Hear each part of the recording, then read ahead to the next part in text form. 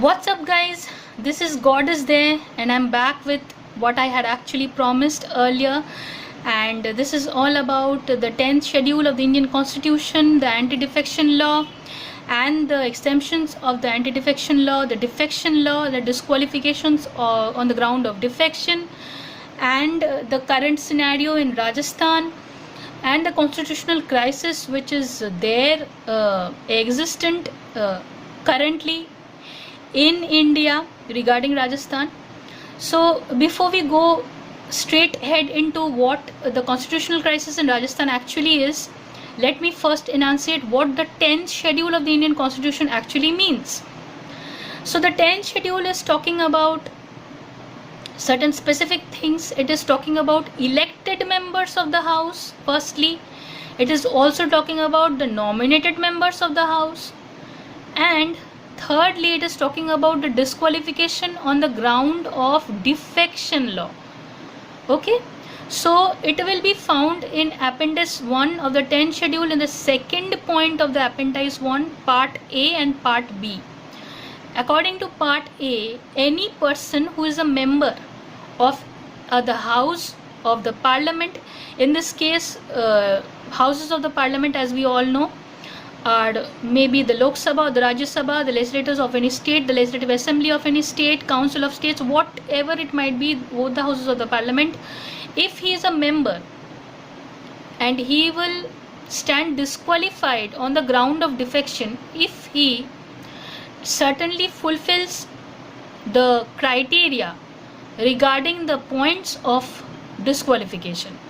As per para 4 and 5 of the second point of Appendix 1 of the 10th schedule, any person subject to the proviso of 4 and 5, a person of the house belonging to, he may belong to any political party. Now the person of the house may belong to XYZ, any political party. He may belong to BSP, he may belong to BJP, to Congress, to Trinamool, to Mamata Banerjee's Trinamool, or in any party, whatever it might be. If he is a member of any political party and he voluntarily gives up the membership of that political party, if he is not willing to continue as a member of that political party, he will certainly not be taken as a member of that political party and he will attract disqualification. If he is going in for voting, or he is abstaining from voting, and he is defying the directions as has been issued by whom? By the concerned political party of which he is a member, or the person or authority who is having a prima facie say in that political party of which he is the member. And in that case, what he does, if he votes or he abstains from voting, and in that case what happens, he does not listen, defies, does not obey by the direction of the political party or the person or authority concerned, and if that thing is not condoned by the person, the authority or the concerned political party within a period of 15 days from such voting or abstention, okay, then in that case he will again stand as disqualified. So this is the part B of the Appendix 1 of point 2 of the 10th schedule of the Indian Constitution. And if we are going to the explanation part of it, any elected member, mind you, any elected member of the House, if he is belonging to XYZ political party, he may belong to any political party provided he becomes a member, be deemed to belong to the political party, if any, he may belong to any political party by which he was sworn in as set up as a candidate by that political party, so he will be treated as a member of that political party. Okay, and the nominated member of the House shall, when he becomes, he is a member of any political party, on the date of his nomination as being such member, on the date of his nomination as being such member, be deemed to belong to that very particular political party. On the very date of his nomination, he will be treated as a member of that concerned political party, and in any case be deemed to belong to that political party of which he becomes, or he in any case, he first becomes before the expiry of 6 months from the date, from which date? Before the expiry of 6 months from the very date in which he took up the seat or he occupied the seat, after complying with the directions as has been issued in Article 99 and Article 188 of the Indian Constitutional Law or Indian Constitution. So these are the disqualifications on the grounds of defection. Is the part B and the part A and the part B, and the explanation annexed to the part A and B subsequently. Now, before going into any other further disqualifications, first let me tell you one thing. The current scenario, we are going to provide a relevant, a relevance of what is happening in the current scenario. The first current scenario is regarding Rajasthan. Previously, we have already met up with the crisis which has happened in Maharashtra, Madhya Pradesh, when Jyotiraditya Scindia had actually left and the Congress party, and the reasons which he asserted were that he was not satisfied with the kind of response which the Congress ministry was providing to him, and the kind of incentives and the kind of selection and his kind of facilities which a minister should enjoy as a minister in Congress. He was not provided with all those facilities, as a result of which he had left Congress and he joined BJP, and we know the fate of it. And before, we are not going to go into the Madhya Pradesh part of it, I will be covering it in separate video. In the Rajasthan scenario, what is happening is that there are two subsequent camps which have happened in the Congress ministry itself in Rajasthan. We all know that in the assembly elections or the assembly ka jo members of the assembly jo hota hai, legislative assembly, what happened is that there is a lobby by Ashok Gehlot or Ashok Gehlot, and there is a lobby by Sachin Pilot. So Sachin Pilot is a Yuva Neta. He is a young minister. There are certain MLAs. Some of them are numbering it as 12 MLAs. Some of them are saying it as 17 MLAs, and some of them are saying that 24 MLAs who had accompanied Sachin Pilot to Haryana, and they had stayed in the hotel to abstain from going into the parliamentary procedure and abiding by what Gehlot was saying.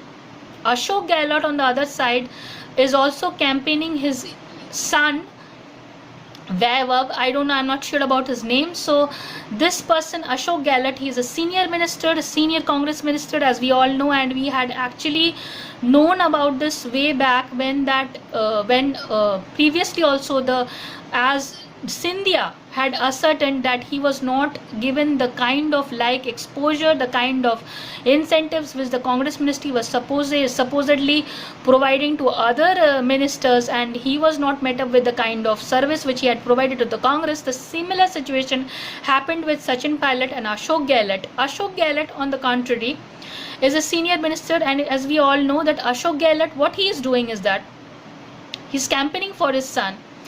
And Ashok Gehlot never even enunciated, or never there was memorandum in which during the elections the kind of achievements which the Congress ministry had regarding Sachin Pilot's contribution towards that particular field in Rajasthan was not brought to the sun ashore. It was not highlighted, it was not talked about, and these things were continuously affecting Sachin Pilot, who was not quite satisfied with the kind of exposure, with the kind of acceptance which Ashok Gehlot's ministry was not providing to Sachin Pilot.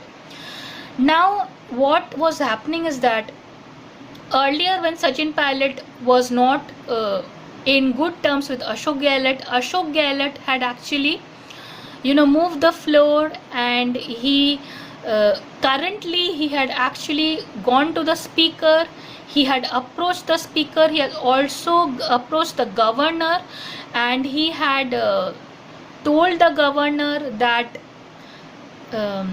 his prowess and his Ashok Gehlot's power regarding that particular Congress scenario should be exemplified, it should be it should be modified, and it should be magnetized, because he is a Congress senior minister, as in comparison with Sachin Pilot, who is a defying minister according to Ashok Gehlot.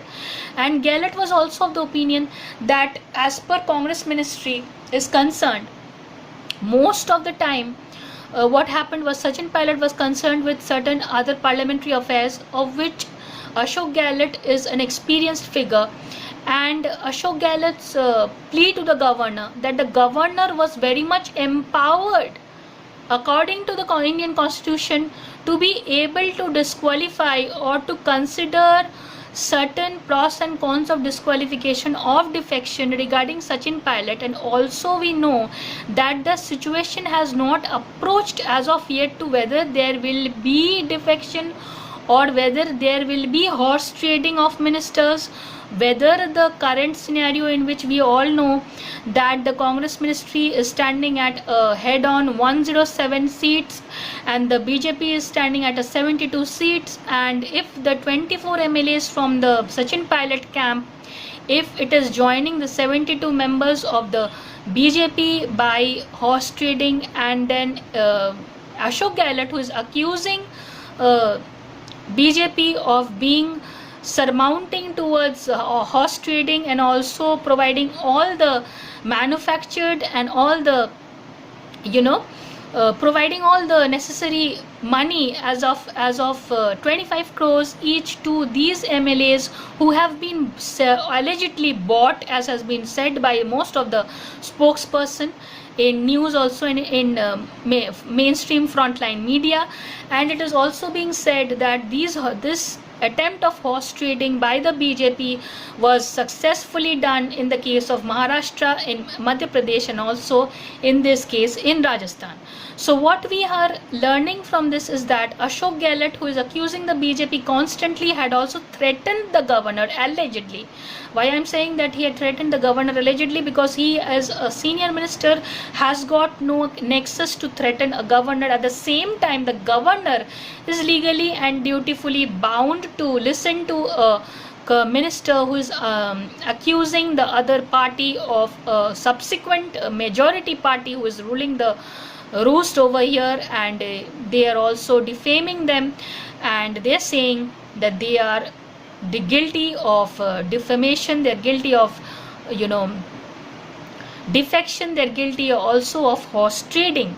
Now what do we mean by horse trading? Horse trading is a practice which was firstly met up with when it was confronted for the first time by Atal Bihari Vajpayee ji in, I am not sure the year, please do Google and find out which year it is, either 2001 or 2003, I am not sure about it, when for the first time the disqualifications on the ground of defection and the anti-defection law in order to prevent horse trading of ministers by capturing and purchasing and bribing and doing everything in order to bribe a particular minister in support of the party and for the longevity of the party, and this is for forming the ministry, as a result of which this kind of concept of horse trading had first been enunciated and discussed in the anti-defection mechanism and by Atal Bihari ji, and later on before that also in by the Rajiv Gandhi government, the Congress government, when they first came up with the defection laws, and they had put the defection laws in place because of the fact that there were constant horse trading and manipulation and bribing going on, as a result of which we all know that we have a parliamentary politics. And since the current scenario between Sachin Pilot and Gehlot is having this brick state continuity, and a result of which we know that we have to find a balance between what is going to happen if at all there is a situation which tantamounts to horse trading or defection. Now we are going to discuss as to why, if the Sachin Pilot, who had already provided his opinion regarding the fact that he did not want to join the BJP, subsequently had also whispered in a thin line that if he chooses to go out and join with any other political party, he is willing and very much capable of doing so. Ashok Gehlot, on the other hand, had also done dhanna and fasting, and also, what should I say? Dhanna. What is the meaning of dhanna? You all know that very well. It was made very popular by Gandhiji, and then we all know the fate of it. So Independence Day is also coming, guys, so I'll be providing another video regarding to the constitutional history also, so stay tuned for that also. Before that, I want to tell you that Gehlot was in dhanna, and his constant protests regarding the fact that there is horse trading, and the fact that the governor was duty bound to do certain such particular political things which the Indian constitution allows the governor to do. Now, Sachin Pilot had stayed and abstained from doing all the relevant things which were supposedly expected of him to do. In this situation, if we go on to suffice that if we think that what is going to suffice as to what we actually expect from Pilot as such, as being a youth icon, and we all know that Congress ministry was hyping and projecting Sachin Pilot in such a way that in 2018 we all know the fate of the elections, and he had become the deputy chief minister, and Gehlot, who is the chief minister. So there was a constant fight and a tussle between Pilot and Gehlot, who was saying, Pilot was of the opinion that he was not sanctified, he was not taken as to be of the stature of minister. He was only given the second the second hat, and he was not being considered as he was downplayed, and he was given the second hat. He was not given the first preference for being the minister in 2018 elections, as a result of which we all know the fate what has happened. So till as far as this discussion is going, I hope I am clear as to what the defection pros and cons regarding the second point of annexure 1, that is the appendix 1 part A and part B, and the relevant explanation annexed with that particular 10 schedule is clear to you people. Now moving on to what an elected members situation will be.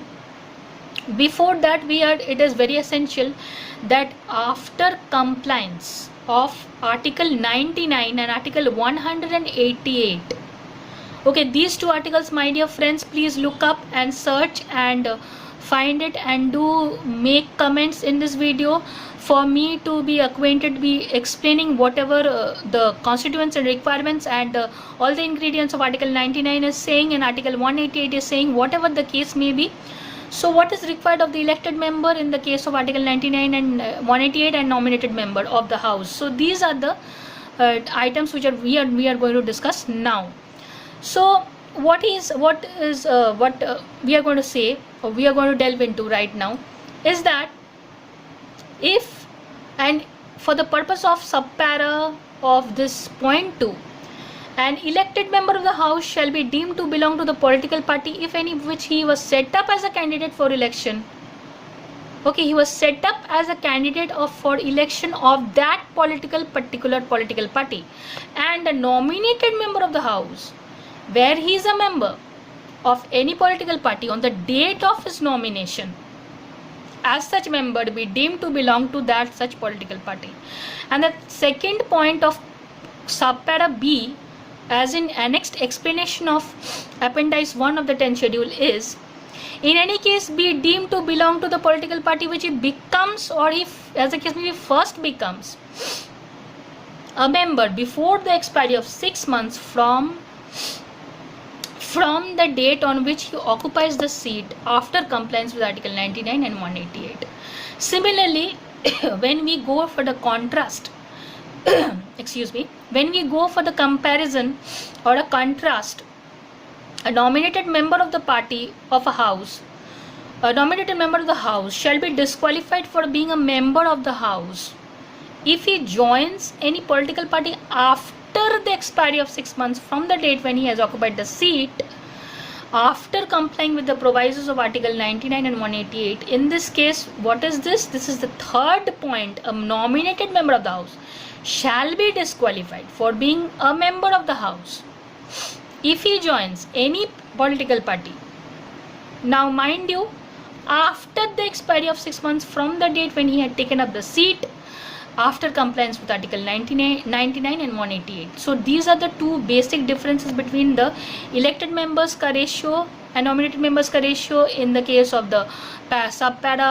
A and B of 0.2 and the explanation annexed there too, and also the 0.3 of the appendix 1 of the 10th schedule. Okay, the 0.2 ke, the 0.3, the third point of the appendix 1 of the 10th schedule will tell you, it will give you the answer regarding the nominated member of the house when he subsequently becomes a member from the very date when he takes up the seat complying with the all the requirements of 99 article and 188 article, whatever the case may be.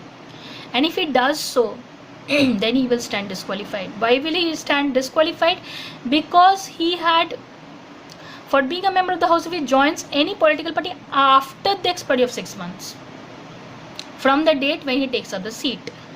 Okay, now the fourth point is saying, notwithstanding anything contrary or generalization of the foregoing provisions of this paragraph, a person who on the very commencement of the 52nd Constitutional Amendment 1985, the very constitutional amendment which highlighted the very law which we are talking about, is a member of a house, whether elected or nominated. He may be an elected member of the house, he may be a nominated member of the house, either of the case, where he was a member of a political party, before the commencement of the 52nd Amendment Act 1985, before such commencement, be deemed for the purposes of subpara 1 of this paragraph, that is the fourth para, to have been elected as a member of such house as a candidate of that particular as a candidate set up by such political So before such he be deemed for the purposes of such subpara 1 of the paragraph to have been elected as a member of such house as a candidate set up by such political party. Now, notwithstanding anything contained in the foregoing proviso of the paragraph, based on the 52nd Amendment Act 1985 लागू होने के तुरंत बाद what हो रहा है, before the commencement also, if he is a member of house, whether he is an elected member or a nominated member of the house, shall, whether he was a member of a political party, immediately before such commencement of the 52nd Amendment Act 1985, be deemed for the purposes of subpara 1 of the paragraph number 4 to have been elected as a member of such house, or elected member or nominated member, whatever the case shall be. Okay, and there are 2 points individually of the fourth point. What are the 2 points? Where he was a member of a political party immediately before such commencement, be deemed for the purposes of subpara 1 of this paragraph to have been elected as a member of such house as a candidate set up by such political party. And second point is, in any other case, be deemed to be an elected member of the house who has been elected as such otherwise than as a candidate set up by any political party, okay, for the purpose of subpara 2 of this paragraph, or the case may be deemed to be a nominated member of the house for the purpose of subpara 3 of this paragraph. So this is in the case of if there is the fourth point. Now, disqualifications are not going to be attracted if there is a merger. Disqualifications, my dear friend, are not going to be attracted if there is a merger. What is a merger? In case of a merger, defection will not apply, but there are certain pros and cons to it. There are certain exceptions and qualifications to it.